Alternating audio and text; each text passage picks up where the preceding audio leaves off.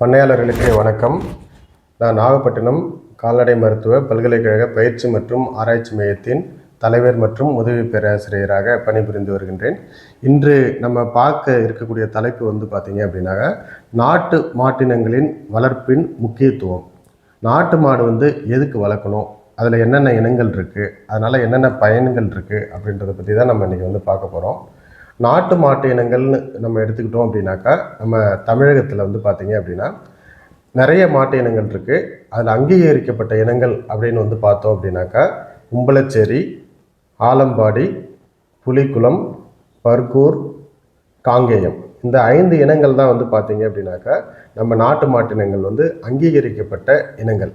So இதில் பார்த்தீங்க அப்படின்னாக்கா, பொதுவாகவே நம்ம நாட்டு மாட்டினங்கள் பார்த்திங்கன்னா எந்த வகையில் வருதுன்னு பார்க்கணும். ஸோ இப்போ மாட்டினங்களை பொதுவாக பார்த்திங்கன்னா பால் கறவைக்கான இனங்கள், வேலைக்கான இனங்கள், இரண்டுக்குமே பயன்படக்கூடிய இனங்கள், அதாவது பால் கறவைக்கும் பயன்படக்கூடிய இனங்கள், வேலைக்கும் பயன்படக்கூடிய இனங்கள்னு சொல்லி ரெண்டுக்குமே பயன்படக்கூடிய இனங்கள்னு 3 வகைகளாக நம்ம இந்திய மாட்டினங்களை பிரிக்கலாம்.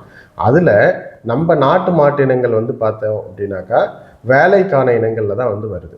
ஸோ இப்போ வேலை செய்யறதுக்கு பார்த்திங்கன்னா இந்த வேளாண்மை சார்ந்த தொழில்களை செய்கிறதுக்கு இந்த நாட்டு மாட்டினங்கள் திறன் பெற்றவையாக இருக்கும். இப்போ வேலைக்கு அப்படின்னு பார்த்திங்க அப்படின்னாக்கா ஏர் உழுதலுக்கு நம்ம பயன்படுத்தலாம். ஸோ அதுக்கப்புறம் பார்த்திங்கன்னா வண்டி வேளாண்மைக்கான வண்டிகளை பயன்படுத்தும் போது அந்த வண்டிகளை இழுக்கிறதுக்கு நம்ம பயன்படுத்தலாம். இதை விட முக்கியமாக பார்த்திங்கன்னா கலாச்சார முக்கியத்துவம் வாய்ந்தது இந்த நாட்டு மாடுகள். இந்த கலாச்சார முக்கியத்துவம் அப்படின்னா, இப்போ பொங்கல் பண்டிகை வரப்போகுது நம்ம ஊரில். இப்போ பார்த்திங்கன்னா எல்லா ஊர்லேயுமே இந்த ஜல்லிக்கட்டு நடக்கும். இது தமிழர்களின் அடையாளமாக நம்ம கருதுகிறோம். இந்த ஜல்லிக்கட்டு அரசுடைய உரிய அனுமதியோட இந்த ஜல்லிக்கட்டு நிகழ்ச்சி எல்லா இடங்கள்லையும் பரவலாக தமிழகம் முழுவதும் நடக்குது. அதில் மிகவும் பிரசித்தி பெற்றவை நம்ம நாட்டு மாடுகள் தான். நம்ம நாட்டு மாடுகளுக்கு தான் முதுகில் திமிழ் இருக்கும். இதே கலப்பின மாடுகளுக்கு அந்த திமிழ் இருக்காது. ஸோ அந்த திமிழை பிடிச்சி தான் ஜல்லிக்கட்டில் அடக்குவாங்க. நம்ம அதை எல்லாருமே பார்த்துருக்கோம். ஸோ இது இல்லாமல் வேலைக்கான இனம்னு சொல்லியிருக்கோம். ஸோ இதில் பார்த்திங்கன்னா வேலைப்பழு நல்லா ஏர் உழும் திறன் பெற்றவை. அந்த காலத்திலலாம் டிராக்டர்லாம் வரதுக்கு முன்னாடி பார்த்திங்கன்னா முழுக்க நம்ம நாட்டு மாடுகளை பயன்படுத்தி தான் வேலைக்கு தான் பயன்படுத்திட்டு இருந்தாங்க. ஏர் உழுதலுக்கெல்லாம் நம்ம நாட்டு மாடு தான் பயன்படுத்தினாங்க. அதுக்கப்புறம் பார்த்தோம் அப்படின்னா முக்கியமானது பார்த்தோம் அப்படின்னா, இதில் குறைவான அளவு தான் பால் கறக்கும். 2லிருந்து ஒரு 2.5 லிட்டர் வரைக்கும் தான் பால் கறக்கும். ஆனால் அந்த பாலோட மகத்துவம் என்ன அப்படின்னு பார்த்தோம் அப்படின்னாக்கா, அந்த பாலில் பார்த்திங்கனாக்கா கொழுப்பு சத்து நம்ம கலப்பின மாடுகளை விட அதிகமாக இருக்கும். அதோட முக்கியமானது பார்த்திங்கன்னா, இப்போ A1 பால் A2 பால்னு சொல்கிறாங்க. நாட்டு மாட்டு பால் பெரும்பாலும் A2 வகை பால்களாக இருக்கும். A2 வகை பால் சாப்பிட்றது ரொம்ப நல்லதுன்னு நம்ம அறிவியல் பூர்வமாக நிரூபிச்சிருக்காங்க. ஸோ அதனால் A2 வகை பாலுக்குன்னு சந்தைகளில் தனி விலைகள் இருக்குது. 1 லிட்டர் A2 பால் 80 ரூபாய் வரை விற்கக்கூடிய அளவுக்கு சந்தையில் மதிப்பு இருக்குது. ஸோ அதனால் நம்ம நாட்டு மாடுகளை நம்ம வீட்டில் உள்ள குழந்தைகளுக்கு பால் கொடுப்பதற்கு நம்ம அனைவரும் வீட்டில் இந்த 5 மாடில் ஒரு மாடு பால் கறவைக்காக வச்சுக்கிறது பார்த்திங்க அப்படின்னாக்கா, நம்ம வீட்டில் உள்ள பெரியவர்களையும் குழந்தைகளையும் ஆரோக்கியமாக வைத்திருக்க உதவும். குறைஞ்சபட்சம் ஒருத்தவங்க ஒரு நாளைக்கு ஒரு 300 மில்லி பால் குடிக்கணும். ஒரு இயல்பாக பார்த்தோம் அப்படின்னா, ஒரு நியூக்ளியர் ஃபேமிலியில் ஒரு 4 பேர் இருப்பாங்க. அந்த 4 பேருக்கு ஒரு நாளைக்கு 1.5 லிட்டர் பால் தேவைப்படுது. ஸோ அந்த அளவுக்கு கண்டிப்பாக நம்ம நாட்டு மாடுகள் பால் கறக்கும். அதனால் ஒவ்வொரு குடும்பமும் நம்ம நாட்டு மாடு பாதுகாப்பை, அந்த இனம் அழியாமல் அதோட பாதுகாப்பை உறுதி செய்கிறதுக்கு ஒவ்வொரு வீட்லேயும் ஒரு நாட்டு மாடு வளர்க்கணும். அந்த நாட்டு மாடை நம்ம வளர்க்கும் போது நம்ம அந்த ஏட்டு வகை பால் குடிப்போம். நம்மளோட உடல் நலம் நல்லாவே பராமரிக்கப்படும். அதனால் எல்லாருமே பார்த்திங்கனாக்கா வீட்டில் ஒரு நாட்டு மாடு வளர்க்குறது ரொம்ப ரொம்ப சிறந்தது. ஸோ அதில் பார்த்திங்க அப்படின்னாக்கா, இந்த புலிக்குளம்ன்றது புலிக்குளம்ன்ற நாட்டு மாடு பார்த்திங்கன்னா மதுரை, மானாமதுரை போன்ற பகுதிகளில் அதிகமாக இருக்கும். அதுதான் அதோட ப்ரீடிங் ட்ராக்டு. இந்த புலிக்குளம் மாடுகளுக்கான ஒரு ஆராய்ச்சி நிலையம் தமிழ்நாடு கால்நடை மருத்துவ அறிவியல் பல்கலைக்கழகத்தின் கீழ் ஒரு ஆராய்ச்சி நிலையம் பார்த்திங்க அப்படின்னாக்கா மானாமதுரையில் இருக்குது. ஸோ அதுக்கப்புறம் பார்த்திங்கன்னா அதே மாதிரி பர்கூர் ஆராய்ச்சி பர்கூர் பார்த்திங்கன்னா ஈரோடு மாவட்டத்தில் இருக்குது. அதுக்கான ஆராய்ச்சி நிலையமும் அங்கே இருக்குது. அந்த பர்கூர் மாடு பார்த்திங்கன்னா ஒரு கிரே கலரும் அதில் பழுப்பு கலரும் சேர்ந்த மாதிரி பர்கூர் மாடு இருக்கும். அதுக்கப்புறம் காங்கேயம் எல்லாருக்குமே தெரியும், ஈரோடு மாவட்டம். காங்கேய மாடும் வந்து பார்த்திங்க அப்படின்னாக்கா காளை தான் வந்து எல்லாருக்குமே தெரியும். அதை ஜல்லிக்கட்டுக்கு வந்து பயன்படுத்துவாங்க. இந்த காங்கேய மாடுகள்லாம் ஜல்லிக்கட்டுக்கு பயன்படுத்தக்கூடிய மாடுகள்லாம் வந்து எந்த அளவுக்கு நம்ம மனித சமுதாயத்தோட நெருக்கமாக இருக்குது அப்படின்னா, அந்த மாடுகள் வந்து இறந்து போயிட்டுது அப்படின்னாக்கா அந்த வீட்டில் வந்து ஒரு நபர் இறந்துட்டா அதுக்கு என்னென்ன சடங்குகள்லாம் செய்வாங்களோ அதுக்கு வந்து பார்த்திங்கன்னா நமக்கு இந்த 16ஆவது நாள் காரியம் பண்ணுறதுலேருந்து 30ஆவது நாள் படைக்கிறதுலேருந்து வருடம் நினைவஞ்சலி கொண்டாடுறதுலேருந்து எல்லாமே வந்து பார்த்திங்க அப்படின்னாக்கா இந்த மாடுகள் வந்து வீட்டில் ஒரு நபராக வந்து அதை கருதுகிறாங்க. எல்லாமே கலாச்சார முக்கியத்துவம் வாய்ந்த மாடுகள் நம்ம நாட்டு மாடுகள்ன்றதை நம்ம இதிலேருந்து நம்ம புரிஞ்சுக்கலாம். ஸோ அதனால் வந்து மாடுன்றது வந்து நம்ம வந்து ஒரு தொழிலுக்காக வளர்க்குறது மட்டும் இல்லாமல் நம்மளோட சென்டிமெண்ட்டுக்காகவும் இந்த நாட்டு மாடுகள் வந்து நம்ம வளர்த்துட்டு வரோம். ஸோ அதோடு இல்லாமல் வந்து பார்த்திங்கன்னா அங்கக அப்புறம் ஒன்று ஆலம்பாடி வந்து தருமபுரி மாவட்டத்தில் இருக்குது. அதுக்கான ஆராய்ச்சி நிலையமும் தமிழ்நாடு கால்நடை மருத்துவ அறிவியல் பல்கலைக்கழகத்திலேருந்து இருக்குது. உம்பளச்சேரி மாடுகள் இது வந்து உம்பளச்சேரி, கொர்க்கை, திருவாரூர், நாகை 2 மாவட்டமும் சந்திக்கின்ற இடத்துல தான் இதோட ப்ரீடிங் ட்ராக்ட்டு. இதற்கான மாவட்ட கால்நடை பண்ணை வந்து பார்த்திங்கன்னா உம்பளச்சேரியில் வந்து கொர்க்கையில் வந்து இருக்குது.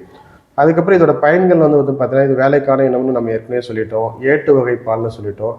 அங்கக வேளாண் வேளாண் இடுபொருட்கள் வந்து தயாரிப்பதற்கு இதெல்லாம் வந்து நமக்கு பயன்படுது.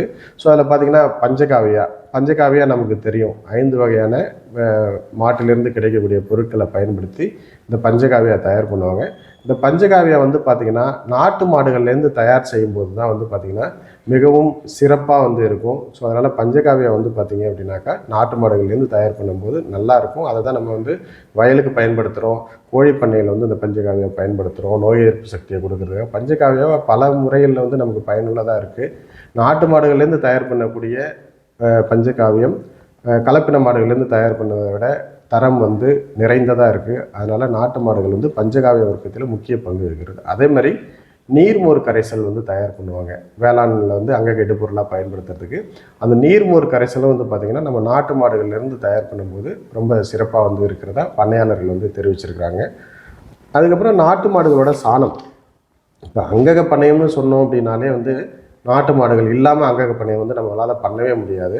அங்கக பண்ணையம் பண்ணுறதுக்கு நாட்டு மாடுகள் அவசியம் தேவை. அவைகளோட சாணத்தை வந்து வயலில் நம்ம எருவாக தெளிக்கும் போது தான் அங்கக பண்ணையம்ன்றதே வந்து நிறைவுபடுத்த முடியும் நம்மளால். அதுக்கப்புறம் சாண எரிவாயு வந்து தயார் பண்ணலாம்.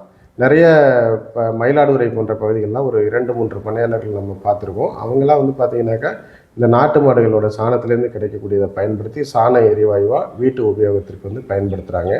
அதுக்கப்புறம் நம்ம கலாச்சார முக்கியத்துவம் வாய்ந்த திருநீர். அந்த திருநீர் தயாரிப்பும் வந்து பார்த்திங்கன்னா நாட்டு மாட்டோட சாணத்தை எரித்து தயார் பண்ணுற திருநீர் வந்து தரம் வந்து நல்லா இருக்குது அப்படின்னு வந்து கோயில்களில் வந்து சொல்லியிருக்கிறாங்க. ஸோ நாட்டு மாடுகளோட சாணத்துலேருந்து தயார் பண்ணக்கூடிய திருநீர் வந்து ரொம்ப அற்புதமாக இருக்கும். அதுக்கப்புறம் நாட்டு மாடுகளோடலேருந்து பார்த்திங்கனாக்கா பால்லேருந்து சோப்பு தயாரிக்கிறாங்க. அப்புறம் நாட்டு மாடுகளோட சாணத்துலேருந்து வந்து பார்த்திங்கன்னா கோ பெயிண்ட் அப்படின்னு சொல்லிட்டு பெயிண்ட் தயார் பண்ணியிருக்காங்க. ஸோ அந்த பெயிண்டெல்லாம் வந்து பார்த்திங்கன்னா ஒரு FPO வழியாக தயார் பண்ணி அந்த பெயிண்ட் வந்து விற்பனை பண்ணுறாங்க. அதுக்கப்புறம் கோமியம், நம்மளோட வீட்டு நிகழ்ச்சிகள் சடங்குகள் எல்லாத்துலேயுமே வந்து கோமியம் வந்து தேவைப்படுது. அதற்கான கோமியம் வந்து பார்த்திங்கன்னா நாட்டு மாடுகளையும் தயார் பண்ணி அதை பாட்டில் பண்ணி அதையும் வந்து விற்பனை பண்ணுறாங்க. இந்த மாதிரி வந்து பார்த்திங்க அப்படின்னா அதுக்கப்புறம் ஊதுபத்தி தயார் பண்ணுறாங்க. அகல் விளக்கு வந்து தயார் பண்ணுறாங்க. ஸோ இப்போ வந்து இந்த மாதிரி நிறைய உற்பத்தி பொருட்கள் வந்து இந்த அப்புறம் தைலம் தயார் பண்ணுறாங்க. இந்த மாதிரி உற்பத்தி பொருட்கள்லாம் அந்த நாட்டு மாடுகள்லேருந்து தயார் பண்ணும்போது மிகவும் சிறப்பாக இருக்குது, மிகவும் வந்து பயனுள்ளதாக இருக்குது. அதனால் நாட்டு மாடுகள் வந்து பொதுவாக பார்க்குறப்ப நாட்டு மாடுகளோட பால் உற்பத்தி 2லேருந்து 2.5 லிட்டருன்னு சொன்னால் கூட அந்த பால் உற்பத்தியை மட்டுமே பார்க்காம அவைகளிலிருந்து கிடைக்கக்கூடிய மற்ற பலன்களையும் நம்ம சேர்த்து பார்க்கும்போது நாட்டு மாடுகளுக்கு நமக்கு செலவு பண்ணுற தொகைக்கு அவை கொடுக்கக்கூடிய வருமானம் வந்து இந்த கலப்பின மாடுகளை மிக அதிகமாக தான் இருக்குன்றதில் வந்து உறுதியாக நாங்கள் விவசாயிகள் வந்து புரிஞ்சுக்கணும். அதை புரிஞ்சுக்கிட்டு நீங்களே கூட அந்த பொருளாதாரத்தை நீங்கள் கணக்கிட்டு பார்த்தீங்க அப்படின்னா கலப்பின மாடுகளுக்கு நம்ம செலவிட்டு கிடைக்கக்கூடிய லாபத்தை விட நாட்டு மாடுகளுக்கு செலவிட்டு கிடைக்கக்கூடிய லாபம் வந்து அதிகமாக இருக்கும். இப்போ நாட்டு மாடுகள் வந்து நம்ம ஊரோட மரபணுக்கள் நிறைந்த ஒரு ஜெர்ம்பிளாசம், அவைகளை எழுந்துடக்கூடாது. நாட்டு மாடுகளை வீட்டிற்கு ஒரு நாட்டு மாடாவது நம்ம வளர்க்கணும். வீட்டிற்கு ஒரு நாட்டு மாடு வளர்த்தால் வீட்டில் வந்து ஆரோக்கியம் பெருகும், செல்வமும் வந்து பெருகும். பண்ணையாளர்களுக்கு நன்றி.